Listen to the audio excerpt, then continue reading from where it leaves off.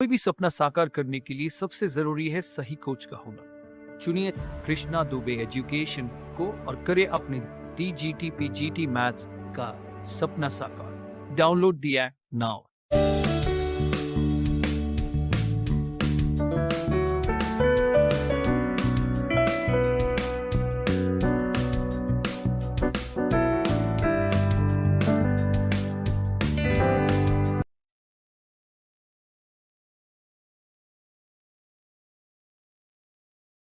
नमस्कार मित्रों, आप लोगों का कृष्णा दुबे मैथ्स एजुकेटर के इस यूट्यूब चैनल पे बहुत बहुत स्वागत है।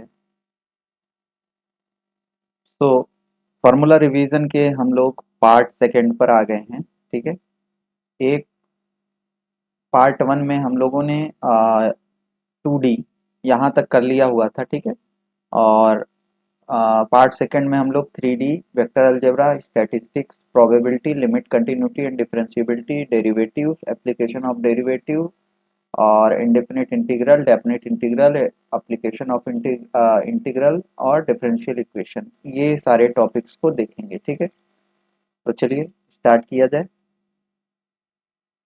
ये हमारे पेड कोर्स हैं। ठीक है, अगर आपको पेड कोर्स से रिलेटेड कोई इन्फॉर्मेशन चाहिए तो नीचे हमारा नंबर चल रहा है, उस पर आप कॉल या व्हाट्सएप करके हमसे संपर्क कर सकते हो। तो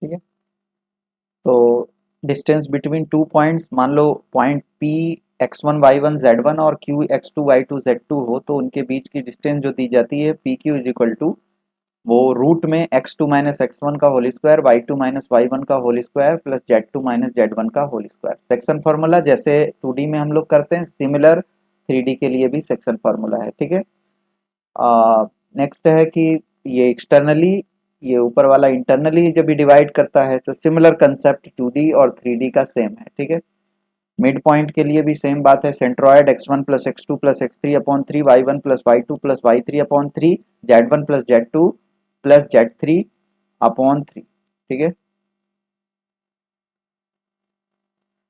अगर हम बात करें DCS के बारे में तो अल्फा बीटा गामा, ये जो लाइन होती है एक्स एक्सिस वाई एक्सिस और जेड एक्सिस के साथ जो एंगल बनाती है। ठीक है, तो L is equal to cos alpha, M is equal to, और एल एम एन को अपन लोग बोलते हैं क्या, DCS। ठीक है, और ये कंडीशन होती है कि कोई भी लाइन के जो DCS होते हैं L M N, L square plus M square plus N square is equal to क्या होता है, एन। ठीक, 1 होता है। ठीक है, और अब मान लो अगर थीटा उनके दो लाइंस के बीच के एंगल हों। ठीक है, और L1 M1 N1 पहली लाइन का DCS हो और L2 M2 N2 दूसरी लाइन का DCS हो, तो उनके बीच का एंगल दिया जाता है cos theta is equal to L1 L2 plus M1 M2 plus N1 N2। ठीक है, जो DRS होता है वो क्या होता है, तो वो DCS के क्या होते हैं, प्रोपोर्शनल होते हैं। ठीक है, तो अगर मान लो ABC DRS हो किसी लाइन के, तो DCS क्या होगा, तो A upon under root A square plus B square plus C square, B upon ए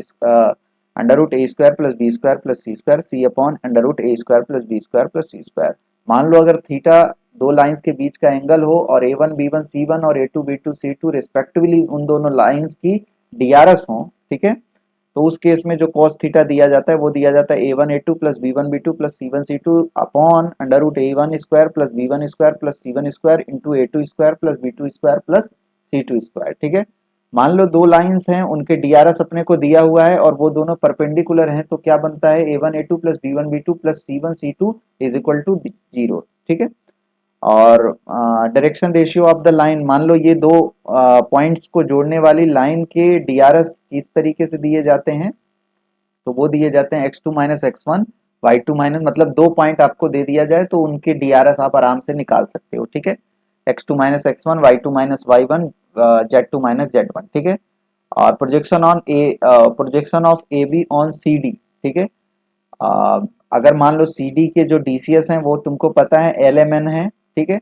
और ए और बी दो पॉइंट्स दिए हुए हैं, ठीक है। तो आपको ए बी का प्रोजेक्शन सी डी पर निकालना है, तो क्या हो जाएगा, सी डी का डीसीएस तुमको मालूम है, ठीक है। तो L X two minus X one plus M Y two minus Y one plus N Z two minus Z one, ठीक है। इक्वेशन ऑफ प्लेन क्या दिया जाता है, तो जनरल इक्वेशन ऑफ प्लेन क्या होता है, A x plus B Y plus C Z plus D is equal to zero. जो ए बी सी होते हैं वो प्लेन के नॉर्मल के डीआरएस होते हैं, ठीक है। मतलब जो आपका प्लेन होगा उसके नॉर्मल का डीआरएस होता है ये ए बी और सी, ठीक है।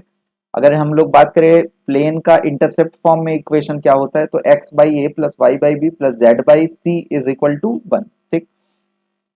और ये जो है वो एक्स एक्सिस पे A zero zero, Y axis पे जीरो बी जीरो, और जेड एक्सिस पे सी पॉइंट हमने मान लिया सी, और वो है जीरो जीरो सी, ठीक है। ये प्लेन जो है वो इन एक्सिस पे इन पॉइंट्स पे मिलता है, ठीक है।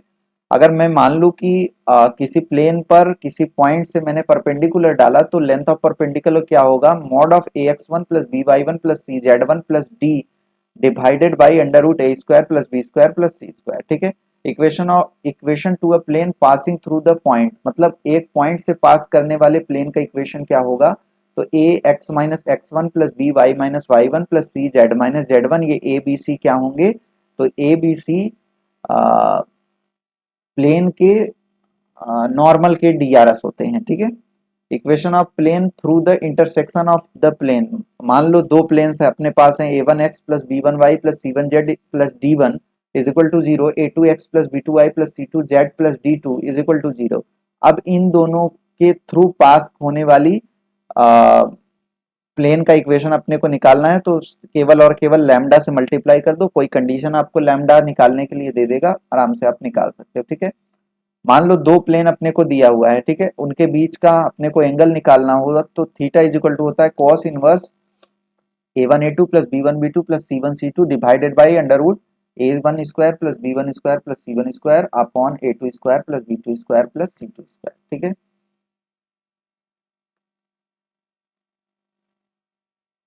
अगला है point X one Y one Z one and X two Y two Z two lie on opposite side are the same side of plane इतना अकॉर्डिंग एज, मतलब ये कह रहा है कि भैया सीधी सी बात है, ये और ये दोनों पॉइंट इस प्लेन के सेम साइड होंगे या अपोजिट साइड होंगे, ये हम कैसे पता कर पाएंगे। X one Y one Z one को इस जगह पे पुट करो, एक्स टू वाई टू को पुट करो, अगर दोनों के साइन सेम आते हैं तो वो सेम साइड होंगे, अगर दोनों के साइन अपोजिट आते हैं तो उस केस में अपन लोग क्या करेंगे, वो दोनों अपोजिट साइड में होंगे, ठीक है, वो दोनों points. Equation of a line, किसी लाइन का इक्वेशन, ठीक है।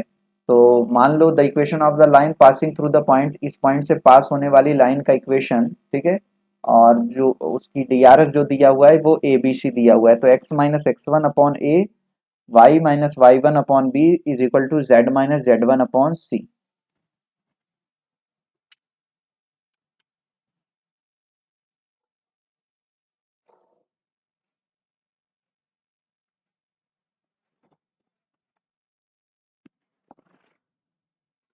नेक्स्ट है the equation of a line passing through two points, ठीक। दो पॉइंट से पास होने वाली लाइन का इक्वेशन क्या हो जाएगा, X minus X one upon X two minus X one is equal to Y minus Y one upon Y two minus Y one is equal to Z minus Z one upon Z two minus Z one, ठीक है।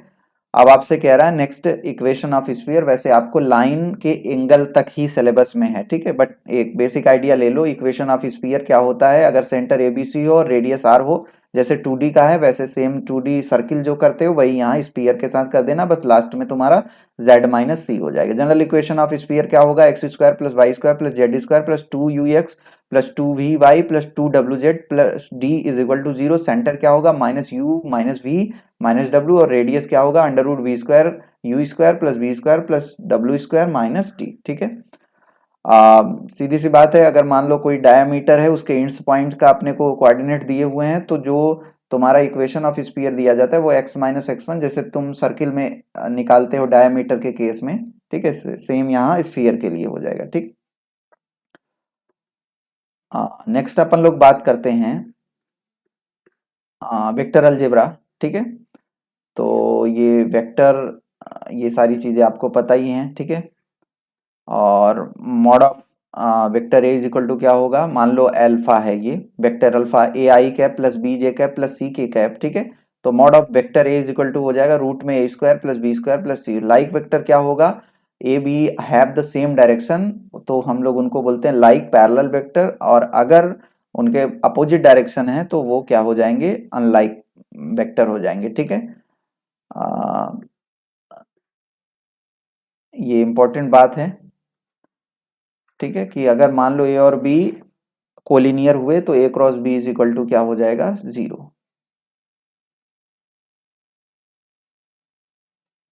ठीक, और position vector निकाल सकते हो, जैसे vector A B का position vector, तो किसी, मान लो ओरिजिन ओ है, इसके रिस्पेक्ट में अपने को निकालना है, तो ओ बी माइनस ओ ए।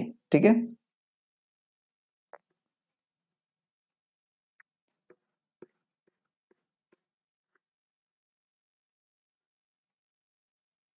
वही चीज यहाँ लिखा हुआ है। ठीक,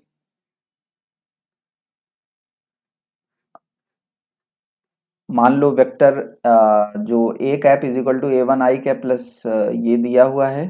ठीक है, और ये कोप्लेनर होंगे, उस केस में क्या हो जाएगा, A one A two, determinant of A one A to A three, B one B two B three, C one C two C three is equal to zero. ठीक है, बाकी ये स्केलर मल्टीप्लीकेशन है। Next, ये काम की बातें नहीं है, ये इतनी आइडिया सबको होती है। ठीक है, scalar dot product of vector क्या होगा, a vector A dot vector B is equal to क्या होता है, ए बी कॉस थीटा। अगर थीटा अक्यूट एंगल है तो ए डॉट बी, वेक्टर ए dot vector B greater than zero, और ऑब्ट्यूस होगा तो ऑब्वियस सी बात है लेस देन जीरो हो जाएगा। ठीक है, ये इंपॉर्टेंट पॉइंट है, vector A dot vector A is equal to mod of vector a का होल स्क्वायर। ठीक है, या हम लोग बोल सकते हैं सिंपली ए स्क्वायर। ठीक है, a dot b is equal to क्या होगा, बी डॉट ए। बाकी cos theta is equal to, अगर अपने को एंगल निकालना है तो ए dot B, vector A dot vector b divided by a B. ठीक है, length of projection of a on b, ध्यान से समझना, प्रोजेक्शन आपको निकालना है ए का किस पर, बी पर, तो क्या हो जाएगा, जिस पर निकालना है उसका मॉडुलस नीचे रखोगे। ठीक है, vector A dot vector b upon vector mod of vector b. जैसे अगर ए का निकालना होता तो अपन लोग क्या करते, नीचे वेक्टर ए रखते। ठीक है, उसका modulus, component vector of A along B, A का बी के अलोंग अपने को कंपोनेंट वेक्टर निकालना है, तो क्या हो जाएगा, वेक्टर ए डॉट वेक्टर बी, और वेक्टर बी ये तुम्हारी स्केलर क्वांटिटी हो जाएगी। ठीक है, divided by mod of vector b का होल स्क्वायर। ठीक है, अब आगे कह रहा है कि work done by a force vector f in displacing a particle from a to b is given by vector a dot ab। ठीक है, f dot ab, और वेक्टर ए ये हो, वेक्टर बी ये हो, तो a डॉट बी क्या हो जाएगा, A one B one plus A to B two plus A three B three.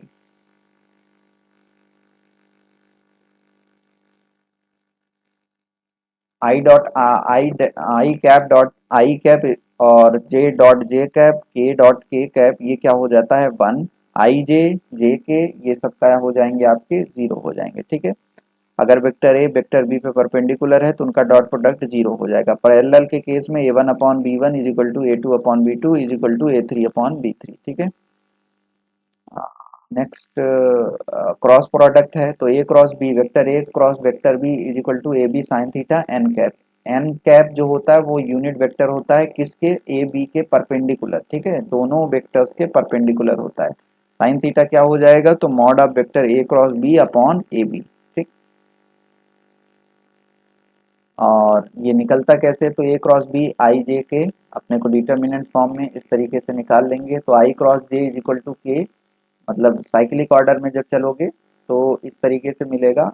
और सेम सिमिलर के साथ करोगे तुम क्रॉस मल्टीप्लिकेशन। ठीक है, या वेक्टर प्रोडक्ट करोगे तो उस केस में 0 आ जाएगा। ठीक है, a vector A cross vector B is equal to minus of vector B cross vector A cross A is equal to 0। ठीक है, और determinant mod of vector A cross vector B is equal to mod of vector B cross vector ए।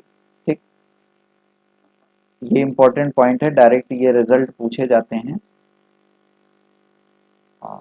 ये चीजें हैं, A B C अगर collinear हो तो ये प्रॉपर्टी होगी कि vector A cross vector b plus b vector B cross vector c plus c cross vector A is equal to 0। ठीक है, ए और बी दो एडजेसेंट साइड हों किसी ट्रायंगल के, तो उस केस में जो एरिया दिया जाता है half of mod of vector A cross vector b. ठीक है, और मान लो अगर a B c position vector हों वर्टेक्स के, ठीक है, तो उस केस में जो एरिया दिया जाएगा half of a cross b plus b cross c plus c cross a. ठीक, और वेक्टर ए और वेक्टर बी एडजेसेंट पैरेललोग्राम के एडजेसेंट साइड्स हों तो उस केस में जो एरिया दिया जाता है वो दिया जाता है mod of vector A cross vector b. ठीक है, और मान लो अगर किसी पैरेललोग्राम के वेक्टर सी और वेक्टर डी डायगोनल्स हों तो जो एरिया दिया जाता है वो दिया जाता है half of mod of vector c cross vector d. ठीक है, area of quadrilateral a B c d ये दिया जाएगा। ठीक है, और if a and b are adjacent side of parallelogram then the length of its diagonals are, ये हो जाएगा half of mod of vector a plus vector b and half of vector a minus vector b. ठीक,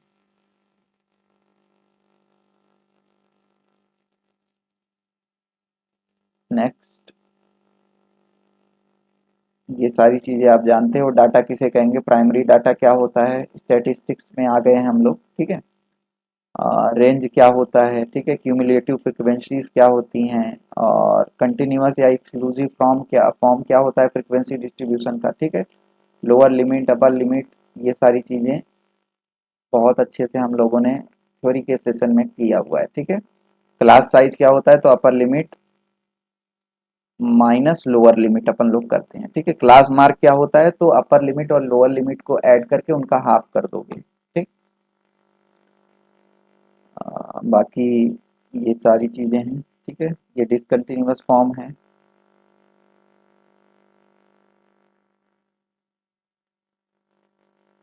ठीक, class mark ये हो गए।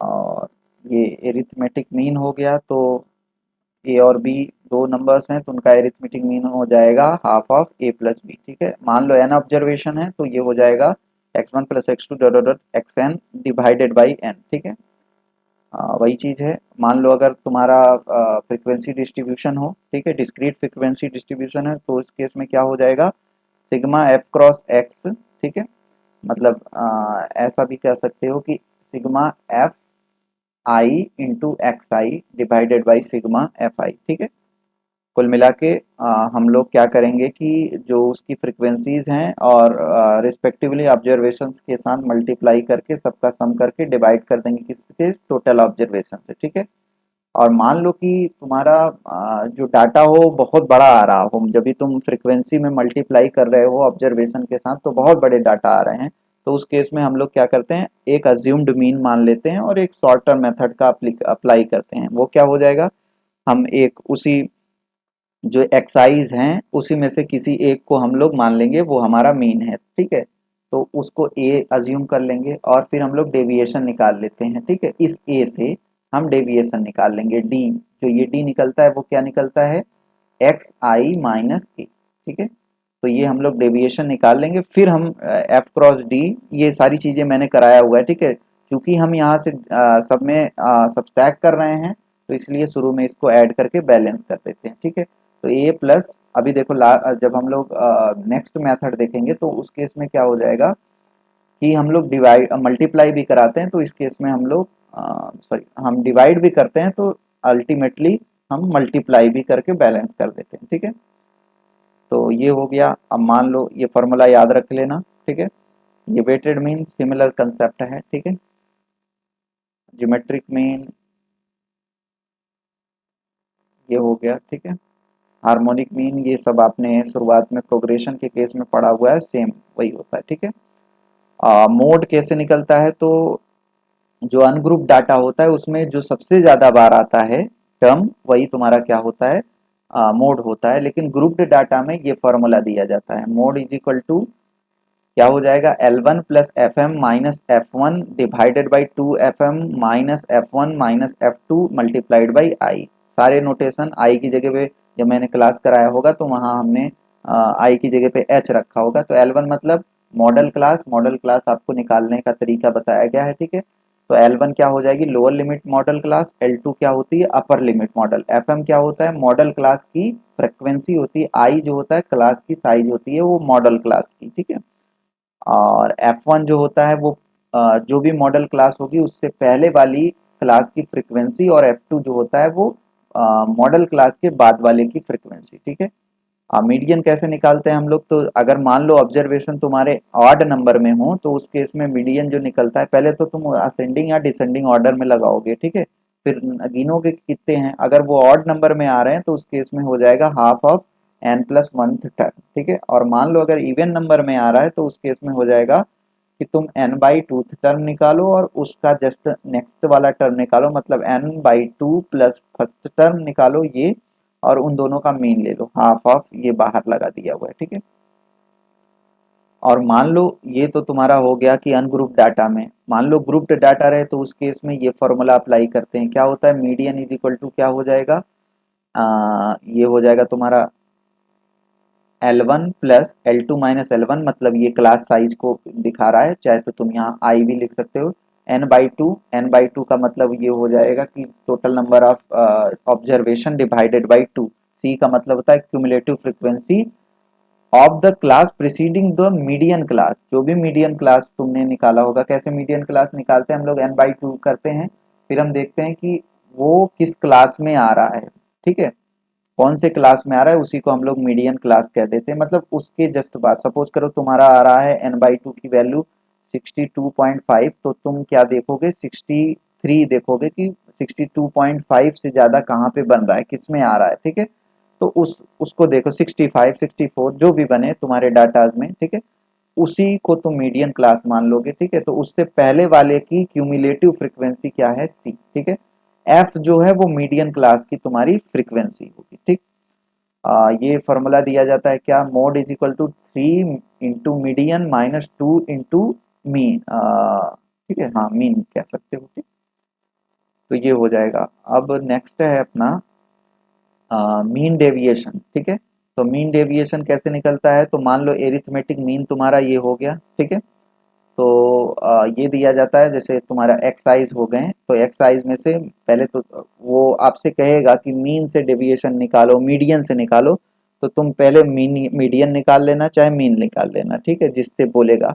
तो अगर मान लो मीन बोला तो तुम एरिथमेटिक मीन निकाल लोगे, फिर एक्साइज को सब्सट्रैक्ट करोगे, ठीक है, और उनका एब्सोल्यूट सम ले लोगे, तो वही तुम्हारी क्या हो जाएगी, डेल्टा की वैल्यू हो जाएगी, ठीक है।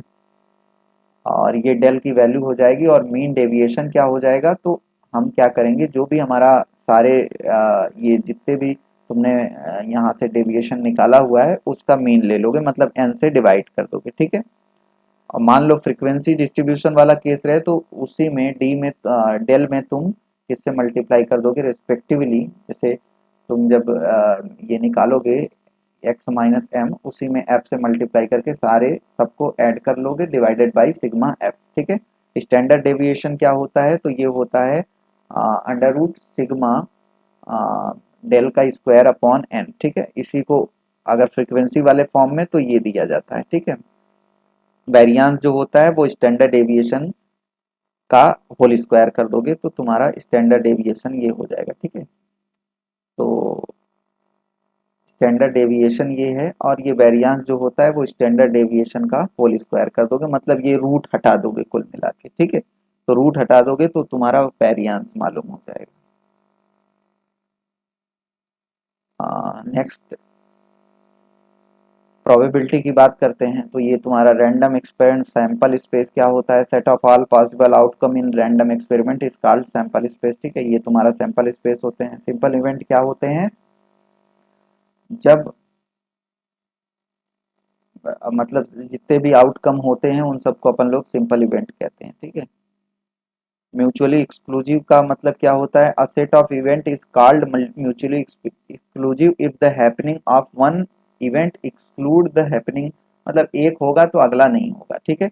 मतलब कुल मिला के उनके बीच कुछ भी कॉमन नहीं होगा। तो अगर मान लो E1 E2 दो हमारे इवेंट हैं और वो म्यूचुअली एक्सक्लूसिव हैं, तो उस केस में E1 intersection E2 is equal to क्या हो जाता है, 5 हो जाता है, ठीक है। नेक्स्ट हम लोग बात करें, ये कुछ एग्जाम्पल वगैरह हैं। एग्जॉस्टिव क्या होता है, मतलब जितने भी इवेंट हैं अगर तुम उनका यूनियन ले लो तो अपने को सैंपल स्पेस मिल जाना चाहिए, ठीक है। तो उस केस में हम लोग उन इवेंट्स को बोलते हैं एग्जॉस्टिव इवेंट। सपोज करो E1 E2 dot dot dot E के, ये हमारे एग्जॉस्टिव इवेंट हैं, तो इसका मतलब ये निकल के आएगा कि तुम इनके सबके यूनियन ले लोगे तो वो पूरा का पूरा तुमको क्या दे देगा, सैंपल स्पेस दे देगा, ठीक है। Equally like the given event are said to be equally like, none of them is expected to occur in the preference of, मतलब ऐसा ना हो कि भाई कोई बायस्ड चीज ऐसा बन जाए, ठीक है। इक्वली लाइक हो मतलब कोई भी चीज की आने की इक्वल प्रोबेबिलिटी होनी चाहिए, ठीक है। आ, ये सारा तुम जानते हो। नंबर ऑफ प्रोबेबिलिटी ऑफ, मान लो इवेंट ई के होने की प्रोबेबिलिटी क्या होगी, number of outcome favourable to e divided by number of all possible, ठीक है।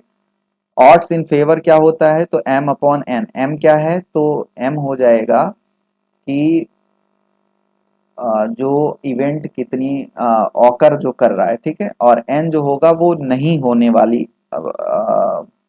तुम्हारी नंबर हो जाएगा, ठीक है। तो ऑड्स इन फेवर क्या हो जाएगा, एम अपॉन एन, ठीक है। मतलब फेवरेबल अपॉन अनफेवरेबल, और ऑड्स अगेंस्ट क्या हो जाएगा, तो अनफेवरेबल अपॉन फेवरेबल, ठीक है। कॉम्प्लीमेंट पता ही है सबको, ठीक है। नेक्स्ट, ये एडिशनल तुम्हारा थ्योरम होता है, ठीक है। इंडिपेंडेंट इवेंट, दो इवेंट को हम लोग इंडिपेंडेंट कब कहते हैं, जब एक का अकरेंस दूसरे पर डिपेंड ना करे, ठीक है। आ, जैसे दो फेयर कॉइन्स हैं और उनको टॉस किया गया, तो मतलब एक उछालोगे तो दूसरे पर कोई दिक्कत की बात नहीं, क्या आएगा, है ना, कोई उस पर इफेक्ट नहीं आएगा, ठीक है। तो उसको अपन लोग बोलते हैं इंडिपेंडेंट इवेंट, ठीक है। अगर मान लो E1 E2 इंडिपेंडेंट इवेंट हैं, तो probability of E1 intersection E2 is equal to probability of E1 multiplied by E2। Conditional probability क्या होती है कि मान लो कि किसी इवेंट E1 के होने की प्रोबेबिलिटी आपसे पूछेगा जबकि E2 हो चुका है, ठीक है। तो उस केस में तुमको निकालना होगा probability of E1 when E2 occurs, ठीक है। तो उस केस में क्या दिया जाता है, probability of E1 upon E2 भी बोल सकते हो इसको, तो ये होता है probability of E1 intersection E2 divided by E2, ठीक है। ये बाइनोमियल थ्योरम है। मान लो n इंडिपेंडेंट ट्रायल होते हैं और p जो है वो सक्सेस की प्रोबेबिलिटी है और q जो है वो फेल्योर की प्रोबेबिलिटी है, तो r सक्सेस होने की प्रोबेबिलिटी क्या हो जाएगी, NCR इंटू पी की पावर r इंटू क्यू की पावर n माइनस आर। बहुत इंपॉर्टेंट फॉर्मूला है ये। और ये तुम्हारे मैथमेटिकल एक्सपेक्टेशन हो गए, ठीक है। बेस थ्योरम क्या कहता है, तो सपोज करो कि ये तुम्हारे इवेंट हो गए,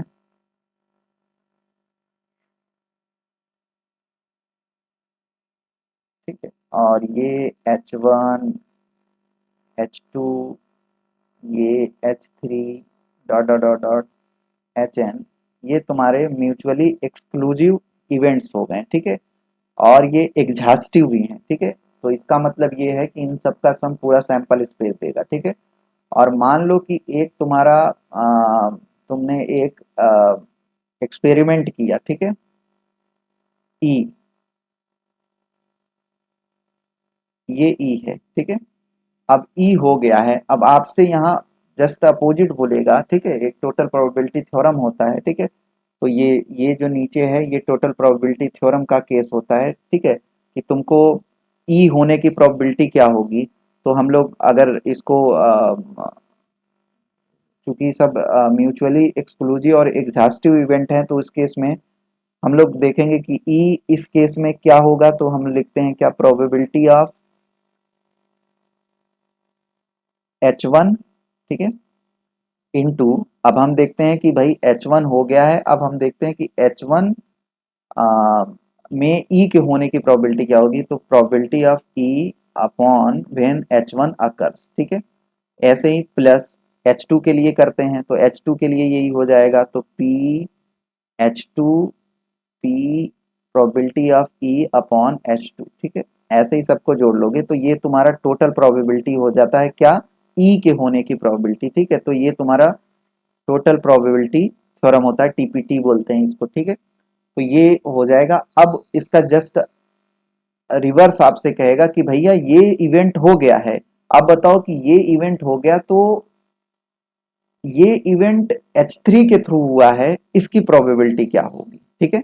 तो जस्ट उल्टा केस, तो यहाँ क्या हो जाएगा, प्रोबेबिलिटी ऑफ HI, मान लो S3 ना कह के H4 कह दे किसी इवेंट, तो यहाँ HI लिया हुआ है, ठीक है। Probability of HI when E occurs, ठीक है। तो ये क्या हो जाएगा, probability of E event E when HI occurs, ठीक है, into probability of HI divided by ये पूरा टोटल प्रोबेबिलिटी, ठीक। ये सबको पता है, probability of E bar one minus probability of E, ठीक है। ये हो जाएगा बाइनोमियल डिस्ट्रीब्यूशन। सपोज करो कि पी एन ट्रायल है, ठीक है, और पी जो है वो सक्सेस होने की प्रोबेबिलिटी है, क्यू जो है वो फेल्योर की प्रोबेबिलिटी है। तो अपने को था पी प्लस क्यू की इज इक्वल टू वन, तो binomial distribution Q plus P की power N is equal to, आपसे अब यहाँ डायरेक्टली पूछ लेगा मीन, तो मीन क्या दिया जाता है, n p, n multiplied by p. Variance क्या होता है, n p q. Standard deviation क्या होता है, अपने को पता है कि वेरियांस का रूट कर दोगे, ठीक है, एन पी क्यू, ठीक। बाकी ये अगर आप याद रख सकते हो, ठीक है, पॉइसन डिस्ट्रीब्यूशन, तो ये याद रख सकते हैं, सिलेबस में आपके नहीं। नेक्स्ट हम बात करते हैं लिमिट, कंटिन्यूटी एंड डिफरेंशिएबिलिटी, ठीक है। ये सारी प्रॉपर्टीज सबको पता ही होंगे, ठीक है। एल'हॉस्पिटल रूल कब हम लोग लगाते हैं, तो अगर ये ऐसा केस बन जाए, कौन कौन, 0/0 या इन्फिनिटी अपॉन इन्फिनिटी बन जाए, तो हम क्या करते हैं, जब हम लिमिट रखते हैं उसमें वैल्यूज, अगर ये केस बन जाए तो हम एक बार डिफ्रेंशिएशन करके ये काम कर लेंगे। वापस से अगर ये बनता, वापस से तुम इसको डिफ्रेंशिएट कर लोगे। इनडिटर्मिनेट फॉर्म क्या होता है, 0/0 infinity upon infinity, infinity minus infinity, 0 cross infinity, 1 की पावर इन्फिनिटी, 0 की पावर 0, इन्फिनिटी की पावर 0, इसको इनडिटर्मिनेंट फॉर्म बोलते हैं, ठीक है। और बाकी ये सारी चीजें सबको पता ही हैं, ठीक है, ठीक। ये limit x tends to zero sine x upon x is equal to क्या होता है, one. Limit x tends to zero tan x upon x is equal to क्या हो जाएगा, वन, ठीक। ये इंपॉर्टेंट बात है।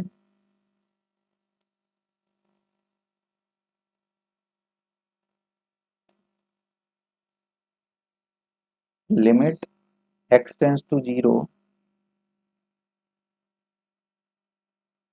वन प्लस एक्स की पावर वन अपॉन एक्स, तो ये क्या दे देगा, ई, ठीक है। Limit x tends to zero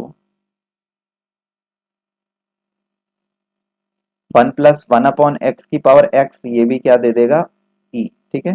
तो limit x tends to zero sine one up by x, ये एग्जिस्ट नहीं करता है, ठीक है।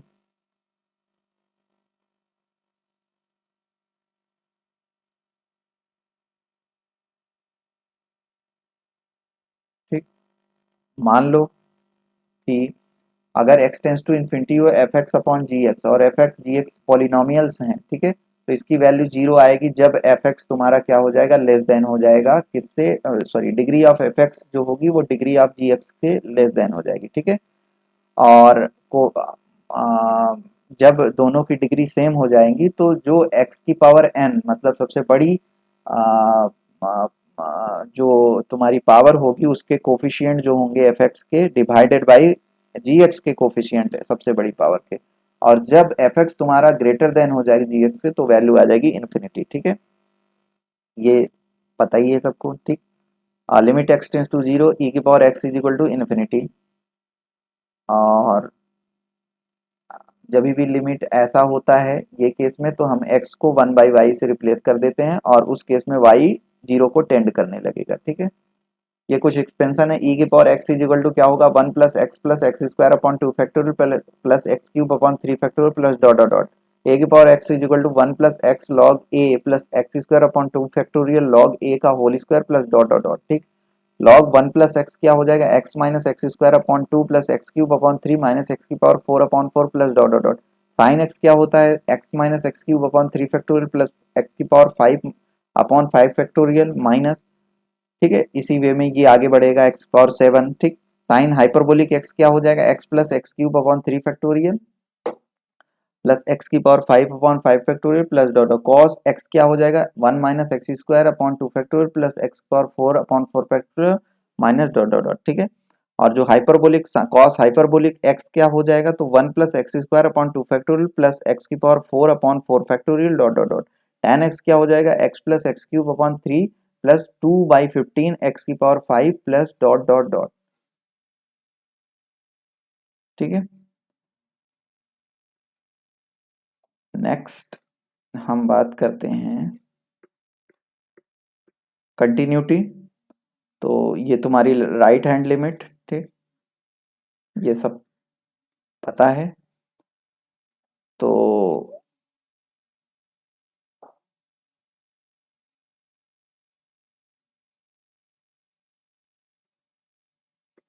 तो सिंपल सी बात है कि एफ ऑफ एक्स जो है वो कंटिन्यूअस होगा एक्स इज इक्वल टू ए पर, कब, जब तुम्हारी left hand limit, right hand limit, left hand limit और वैल्यू ऑफ फंक्शन तीनों क्या हो जाएंगे, इक्वल, तो हम बोलेंगे कि वो हमारा कंटिन्यूअस है, ठीक है। डिफरेंशिएबिलिटी की बात करते हैं तो ये राइट हैंड डेरिवेटिव हो गया, ठीक है। इस तरीके से लेफ्ट हैंड डेरिवेटिव निकाला जाता है। तो अगर राइट हैंड डेरिवेटिव और लेफ्ट हैंड डेरिवेटिव इक्वल हो गया किसके, जब हम लोग अम, दोनों इक्वल हो गए तो एफ डैश ए मतलब उनका डिफरेंशिएबिलिटी ये मालूम हो जाएगी, ठीक है। अगर ये दोनों इक्वल नहीं हुए तो हम बोलते हैं कि वो डिफरेंशिएबल उस पॉइंट पे नहीं है, ठीक है। एक important point, every differentiable function is continuous, सारे डिफरेंशिएबल फंक्शन जो होते हैं वो कंटिन्यूअस होते हैं, लेकिन जरूरी नहीं है कि कंटिन्यूअस फंक्शन डिफरेंशिएबल हो, ठीक। नेक्स्ट हम लोग बात करते हैं डेरिवेटिव के बारे में। तो ये सिंपल फार्मूलाज हैं, ठीक। D D X of F X into G X, ये क्या हो जाएगा, F X into D D X of G X plus G X into D D X of F X, ठीक है। D D X of F X upon G X क्या होता है, G X denominator into differentiation of numerator minus numerator into differentiation of denominator upon denominator का whole square, ठीक है।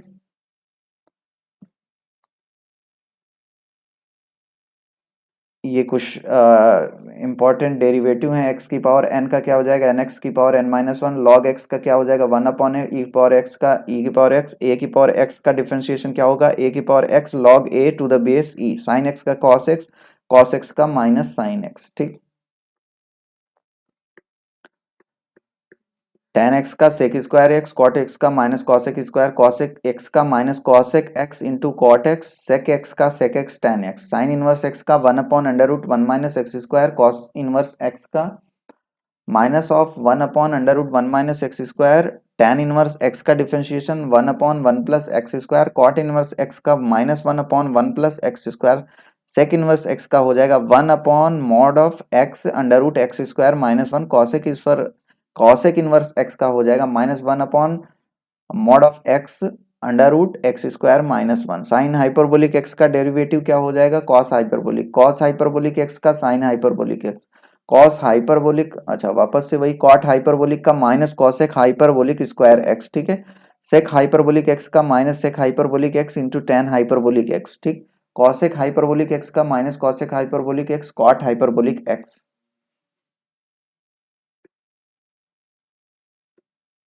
Next है sine hyperbolic inverse x क्या हो जाएगा, 1 upon under root 1 plus x square, cos hyperbolic inverse x 1 upon under root x square minus tan hyperbolic inverse x is equal to क्या हो जाएगा, 1 अपॉन 1 प्लस एक्स स्क्वायर, ठीक।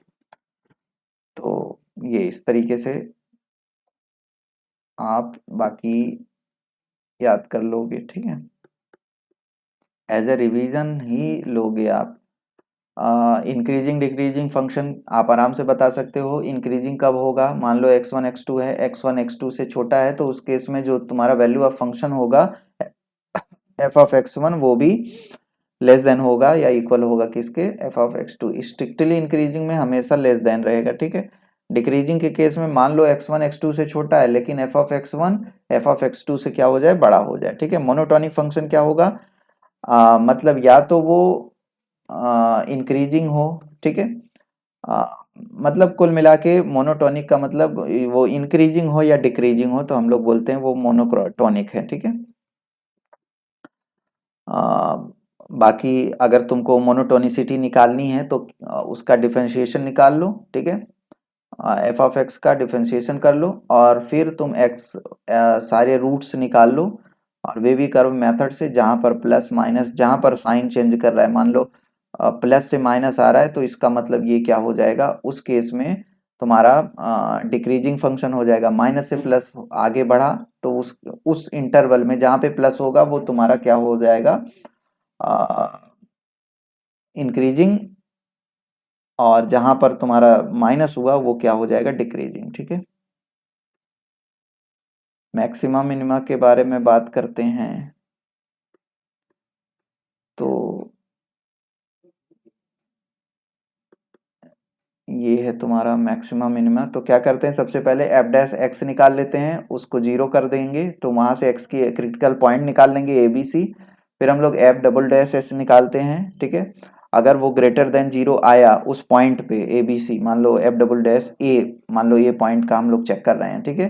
तो अगर वो जीरो ग्रेटर देन जीरो आ गया तो उस केस में वो एक्स इज इक्वल टू ए पे क्या होगा, मिनिमा होगा, ठीक है। और अगर जीरो से छोटा आया तो उस केस में वो उस पॉइंट पे क्या हो जाएगा, मैक्सिमा। और अगर एफ डबल डैश ए उस पॉइंट पर जीरो की इक्वल आया तो हम लोग we can not say anything about maxima और मिनिमा, ठीक है। F dash a f double dash a is equal to zero and f triple dash a does not equal to zero, then f x has neither maxima nor minima, ठीक है। बाकी अगर greatest और lowest least value आपको निकालना है, किसी interval में दिया है और एफ एक्स कंटिन्यूअस है उस इंटरवल में, तो ग्रेटेस्ट कैसे निकलता है, तो एफ ऑफ ए निकाल लो, एफ ऑफ बी, और वैल्यू ऑफ जो भी क्रिटिकल पॉइंट्स निकल रहे हैं, ठीक है, उन सारे पॉइंट्स पे वैल्यू निकाल लो और उसमें जो भी सबसे बड़ा होगा वही तुम्हारा क्या होगा, ग्रेटेस्ट होगा, और लिस्ट में जो भी सबसे छोटा होगा, ठीक। अब हम बात करते हैं इंडेफिनिट इंटीग्रल के बारे में, ठीक। ये फॉर्मूलाज हैं, इंटीग्रेशन ऑफ एक्स की power N D X, X की power N plus one upon N plus one plus C, ठीक है। अगर मैं सी ना बोलूं तो भी समझ आना। Integration of one upon x की पावर एन क्या हो जाएगा, तो वन अपॉन माइनस ऑफ, या सिंपली ऐसे करो, minus of one upon n minus one x की पावर एन माइनस वन, ठीक है। ए की पावर एक्स का क्या हो जाएगा, ए की पावर एक्स का हो जाएगा ए की power x upon log A to the base E, sine x का माइनस कॉस एक्स का साइन एक्स, ठीक है। कॉसेक स्क्वायर एक्स का minus cot x, sec x tan x का सेक एक्स हो जाएगा, ठीक है। और कॉसेक एक्स कॉट एक्स का क्या हो जाएगा, माइनस कॉसेक एक्स, ठीक।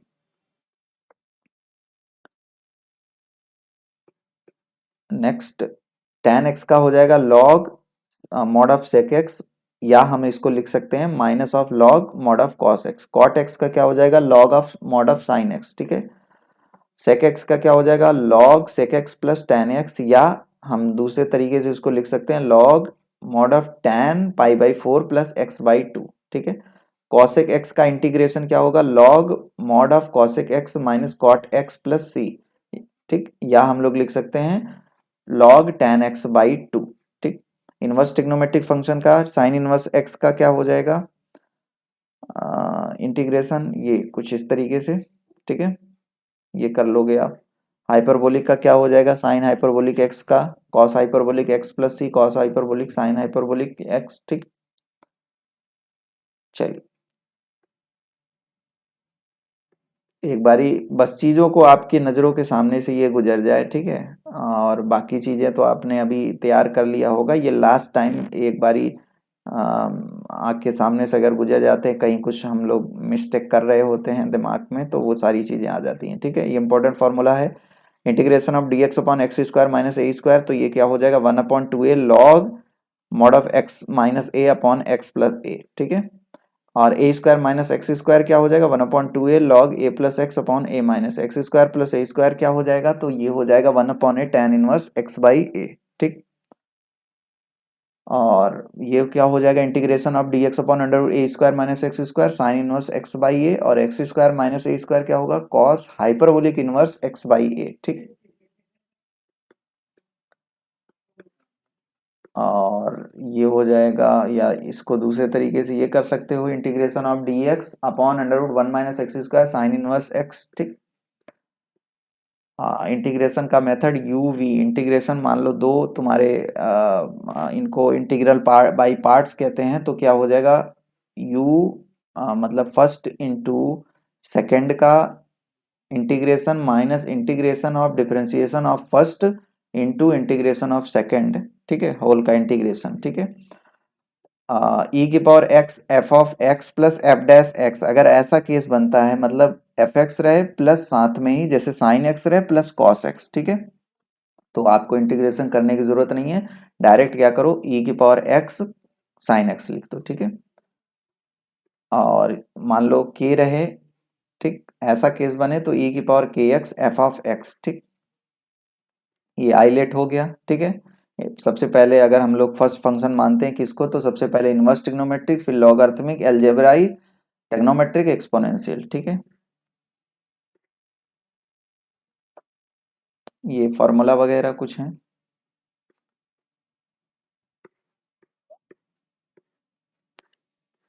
ठीक है, ऐसे केस में सब्स्टिट्यूशन हम लोग क्या इस्तेमाल करते हैं, ए साइन थीटा, ठीक है, एक्स की जगह पे, इस केस में ए टैन थीटा, इस केस में ए सेक थीटा। ठीक है, यहाँ पर ए कॉस टू थीटा। ठीक,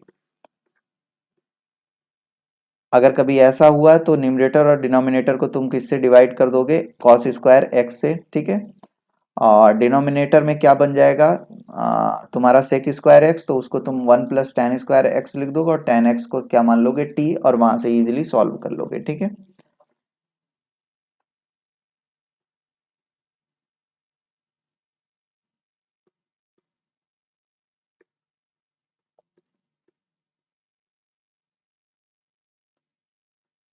चलिए ये हो गए कुछ। आपको क्या करना होगा, ऐसे केस में क्या होगा कि ए को बाहर ले लो और इसको क्या बना लो, एक परफेक्ट स्क्वायर बना लो।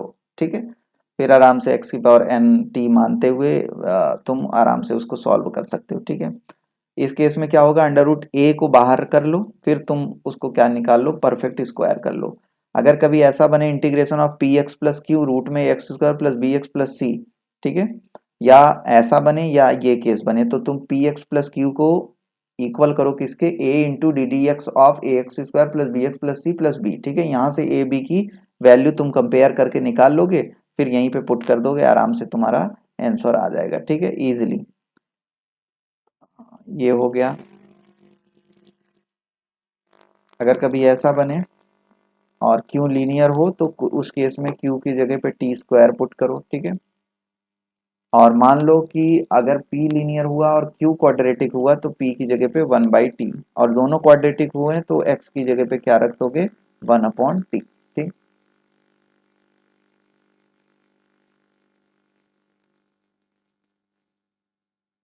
थोड़ा सा ये रिपीट कर दिया।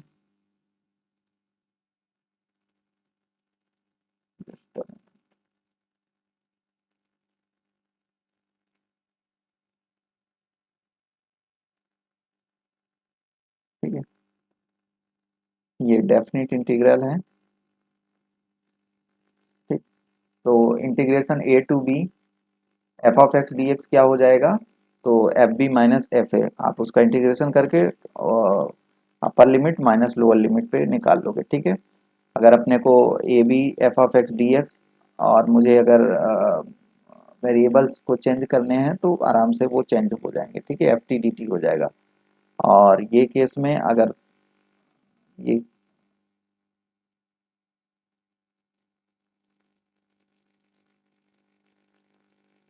ठीक है, अगर तुमको इसको चेंज करना हो, लिमिट को चेंज करना हो, तो साइन बदल दो। ठीक, ये ब्रेक करने का है, A to be F of x D X है, तो मान लो ए से बी में कभी कभी क्या होता है कि बीच बीच में जब भी इंटरवल के केस होते हैं और फंक्शन जो है वो कंटिन्यूअस नहीं होता है, तो उस केस में हम उसको ब्रेक करते हैं, तो जहाँ कंटिन्यूअस है वहां तक का इंटीग्रेशन हम निकाल लेते हैं, तो इस तरीके से निकाला जाए, A to C, C to B.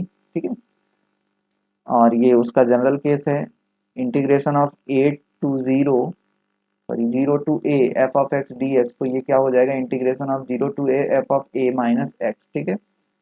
Property 5 क्या कहती है, A to be F of x D x क्या हो जाएगा, A to be F of a plus B minus X D X, ये दोनों इक्वल होंगे।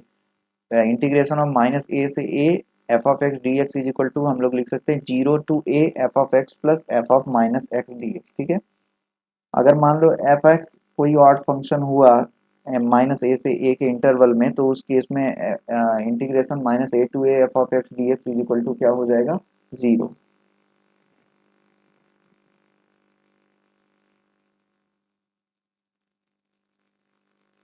ठीक है। और मान लो कि F of x even function हुआ, तो उस केस में क्या हो जाएगा, हाफ हो मतलब टू टाइम्स हो जाता है, जीरो से ए लिमिट जो होती है वो जीरो टू ए हो जाती है, ठीक है।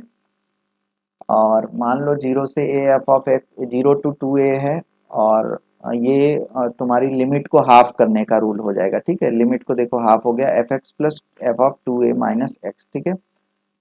और जीरो से two A F of x zero होगा जब f of two a x two a minus x is equal to क्या आ जाएगा, माइनस एक्स, यहीं पे आराम से जीरो हो जाएगा, ठीक है। और टू टाइम ऑफ ये देखो लिमिट हाफ हो गई कब, जब टू ए माइनस एक्स करके देखो और एफ ऑफ एक्स ही आ जाए तो तुरंत तुम क्या कर दो, हाफ कर दो, और वो टू को ऐसे सोचो ये टू बाहर आ जाएगा, ठीक है। पीरियोडिक फंक्शन हुआ तो ये हो जाएगा zero to n t f of x D x, ठीक है। तो एन बाहर आ जाएगा, zero to two f x D x, ठीक। अगर m और m respectively least and greatest value है एफ ऑफ एक्स की लीस्ट और ग्रेटेस्ट वैल्यू है, और लीस्ट और ग्रेटेस्ट वैल्यू हम लोगों ने देखा हुआ है अभी लिमिट कंटिन्यूटी में, ठीक है। तो ये हो जाएगा M B minus A is equal less or equal to, ये हो जाएगा A to B integration A to be F of x D x is less or equal to capital M A minus B, ठीक है। यही property हम लोग जब application of integration करते हैं तो ये प्रॉपर्टी का इस्तेमाल किया जाता है शॉर्टकट में, ठीक है।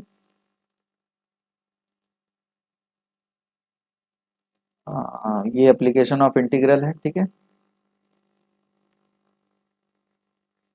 ये इंपॉर्टेंट पॉइंट है, ये सारी चीज़ें थ्योरेटिकल हैं, कुछ इंपॉर्टेंट शॉर्टकट्स मैंने लिखे हुए हैं, ये सारी चीज़ें आपने अपनी प्रिपरेशन के दौरान कर लिया होगा। ये इंपॉर्टेंट पॉइंट है कि अगर मान लो Y square is equal to four A x और X square is equal to four A Y, कहे कि इनके बीच जो एरिया बाउंडेड है उसका तुमको उस कर्व बाउंडेड का एरिया निकालना है, ठीक है। तो वो हो जाएगा sixteen a b upon three, ठीक है। और मान लो कि ये पैराबोला है y square is equal to four A x और एक लाइन है y is equal to m x, m x का मतलब ओरिजिन से पास कर रही है, तो इनके द्वारा जो एरिया बाउंडेड होगा उसका वो कैसे दिया जाता है, तो eight A square upon three M cube, ठीक है। और अगर मैं बात करूं X square upon A square plus Y square upon B square is equal to one, ये इलिप्स है तो पूरा एरिया क्या दिया जाएगा, पाई ए बी, ठीक। Zero to pi sine X, इस केस में क्या हो जाएगा, ये देखो ये पूरा कितना होता है, वन, यहाँ पे वन वन और वन मिला के कितना हो जाएगा, टू। जब भी ये आए तो डायरेक्टली तुम टू रख सकते हो, ठीक है। और ये लास्ट है हमारा, ठीक है, डिफरेंशियल इक्वेशन, ठीक। तो ऑर्डर क्या होता है सर, तो ऑर्डर जो होता है the order of the highest order derivative occurring in differential equation is called order. तो मतलब जो भी हाईएस्ट ऑर्डर होगा, ठीक है, वही तुम्हारा क्या हो जाएगा, ऑर्डर। जैसे इस केस में देखो हाईएस्ट, ये डिफरेंशियल की जो हाईएस्ट ऑर्डर होगी, हाईएस्ट ऑर्डर का डेरिवेटिव होगा, वही का नंबर क्या हो जाएगा तुम्हारा ऑर्डर। तो ये क्या हो जाएगा, इसका ऑर्डर थ्री, ठीक है। और डिग्री क्या होगी, जो हाईएस्ट ऑर्डर डेरिवेटिव है उसकी जो पावर होगी वही तुम्हारी क्या हो जाएगी, डिग्री, ठीक है। तो इसकी पावर कितनी है, टू, तो ये इसकी डिग्री हो जाएगी, ठीक। ये नेक्स्ट में भी इसने करा हुआ है, तो ये देखो इसका ऑर्डर टू और डिग्री भी टू, ठीक।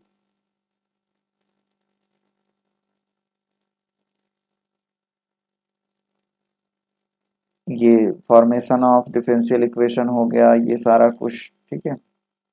और डिफरेंशियल इक्वेशन को हम लोग सॉल्व कैसे करते हैं, एक तो हो गया हमारा वेरिएबल सेपरेबल कि d Y by D x f x ऐसा कुछ बन कर देंगे, ठीक है। और अलग अलग करके हम आराम से उसका इंटीग्रेशन करके निकाल लेंगे, ठीक है।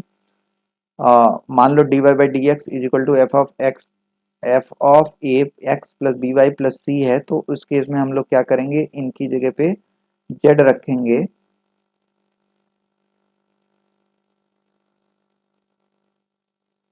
और वो फिर वेरिएबल सेपरेबल का केस बन जाएगा, ठीक है। मान लो होमोजीनियस का केस हुआ, तो होमोजीनियस के केस में हम क्या करते हैं, y की जगह पे वी एक्स रख देंगे, ठीक है। तो d Y by D x is equal to v plus x d v by D x, जब इसको वहां पे पुट करोगे तो अपने आप वो वेरिएबल सेपरेबल का केस बन जाएगा, ठीक है। और मान लो अगर तुमको ऐसा रहे d Y by D x a x plus B Y plus c upon a dash x plus b dash y plus c dash, ठीक है। और जहां पर ऐसा केस बने तो हम लोग इस तरीके को फॉलो करते हुए निकालते हैं, ठीक है। ये वाला फॉर्मेट अपना के सॉल्व कर लेते हैं। और अगर लीनियर इक्वेशन है, ठीक है, इस फॉर्म में है, पी क्यू जो है वो फंक्शन है एक्स के, तो हम लोग बोलते हैं कि इस तरीके को हम लोग बोलते हैं लीनियर इक्वेशन, ठीक है। तो इसका आई एफ निकालते हैं, आई एफ कैसे निकलता है, ई की power integration of P D x, ठीक है। तो सोल्यूशन कैसे दिया जाता है, y इंटू आई एफ जो भी इंटीग्रेटिंग फैक्टर निकाला है is equal to integration of q into integrating factor d x, ठीक है। मान लो कि इस फॉर्म में हो तुम्हारा डिफरेंशियल इक्वेशन, तो उस केस में जो आई एफ दिया जाएगा, ठीक है, मतलब p और q y के फंक्शन हो, तो उस केस में e की power integration P D Y, तो जो तुम्हारा सोल्यूशन दिया जाता है x into integrating factor is equal to integration of integrating factor into Q D Y plus C, ठीक है। बर्नौली डिफरेंशियल इक्वेशन क्या होता है, कुछ इस फॉर्म में होगा, तो अपन लोग क्या करेंगे, y की पावर n से क्या कर देंगे, डिवाइड कर देंगे, ठीक है। और फिर y की power minus n plus one को भी रखेंगे, तो जब भी इसको सॉल्व करोगे तो d Y by D x की जगह भी आ जाएगा और वापस से ये कौन सा फॉर्म बन जाएगा, ये लीनियर वाले फॉर्म में कन्वर्ट हो जाएगा, ठीक है। तो आराम से फिर उसके बाद सॉल्व कर सकते हो, आई एफ निकाल लो उसका, फिर ये फॉर्मूलाज लगा के एक्स इंटू आई एफ, ठीक है, यहाँ से सॉल्व कर लोगे, ठीक। तो ये पूरा कंप्लीट तुम्हारा फार्मूला हो गए, ठीक है। तो आशा करते हैं आप लोग सारी चीज़ों को अच्छे से देखोगे। आपके अपकमिंग एग्ज़ाम के लिए बेस्ट ऑफ लक, ठीक है। बहुत बहुत धन्यवाद आप लोगों का जुड़ने के लिए। कोई भी सपना साकार करने के लिए सबसे जरूरी है सही कोच का होना। चुनिए कृष्णा दुबे एजुकेशन को और करें अपने DGT PGT मैथ्स का सपना साकार। Download the app now.